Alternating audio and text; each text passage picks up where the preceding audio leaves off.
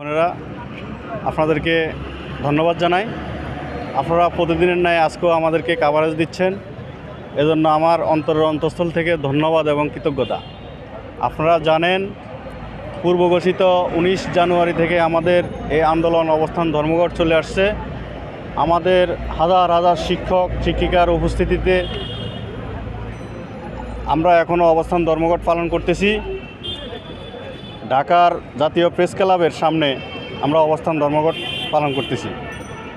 আপনারা দেখতেছেন, আমাদের 39 বছর স্বতন্ত্র ইবতেদায়ী মাদ্রাসা বৈষম্যের শিকার হাজার হাজার শিক্ষকরা বিনা বেতনে পাঠদান করে আসছেন। পৃথিবীর এমন কোনো রাষ্ট্র নাই যে চাকরি আছে বেতন নাই। শুধু একটা সেক্টরই বাংলাদেশের মধ্যে, সেটা হচ্ছে স্বতন্ত্র ইবতেদায়ী মাদ্রাসা। অবহেলিত শিক্ষক সমাজ,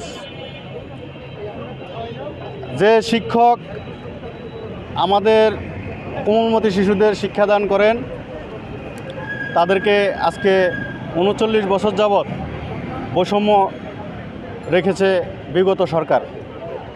আমি ধিক্কার জানাই যারা বিভিন্ন প্রলোভন দেখিয়ে আশ্বাস দিয়ে যারা রেখেছেন তাদেরকে, এবং অন্তর্বর্তীকালীন সরকারের দৃষ্টি আকর্ষণ করছি এবং প্রধান উপদেষ্টা, শিক্ষা প্রধান উপদেষ্টার দৃষ্টি আকর্ষণ করছি।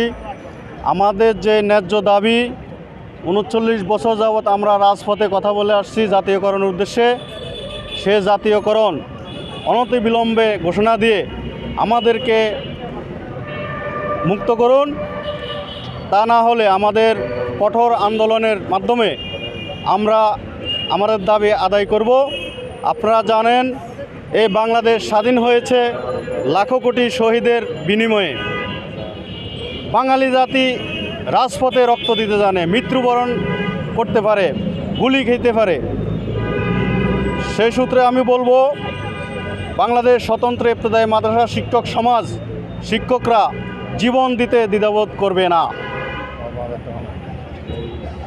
আমি প্রধান উপদেষ্টা দৃষ্টি আকর্ষণ করছি, আমরা 26 তারিখ রোববার আমাদের নেতৃবৃন্দরা যে ঘোষণা দিয়েছেন প্রধান উপদেষ্টা বরাবর আমরা স্মারকলিপি প্রদানের উদ্দেশ্যে জাতীয় প্রেস ক্লাবের থেকে আমরা পদযাত্রা শুরু করব। এরপরেও যদি কোনো কর্ণপাত না করে মাননীয় প্রধান উপদেষ্টা, তাহলে আমাদের নেতৃবৃন্দর মাধ্যমে আমরা কঠোর আন্দোলনের ঘোষণা দিয়ে আমরা মাঠে নেমে দাবি আদায়ের লক্ষ্যে যাই কিছু করা লাগে আমরা তাই করতে প্রস্তুত। এই বলে আমি আমার বক্তব্য শেষ করছি। মোহাম্মদ মাকসুদুর রহমান, প্রধান শিক্ষক, আব্দুল মতিন শাহ, স্বতন্ত্র ইবতেদায়ী মাদ্রাসা।